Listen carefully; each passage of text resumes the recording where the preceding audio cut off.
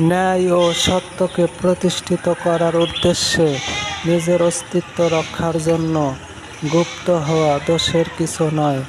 যেমন রাসূল সাল্লাল্লাহু আলাইহি ওয়াসাল্লাম যখন নবুয়ত পেলেন তখন তিনি গোপনে ইসলাম ধর্ম প্রচার করতে থাকলেন। এভাবে তিনি দীর্ঘ 3 বছর ইসলাম ধর্ম প্রচার করতে থাকলেন। তারপর তার স্ত্রী সর্বপ্রথম ইসলাম ধর্ম গ্রহণ করেন।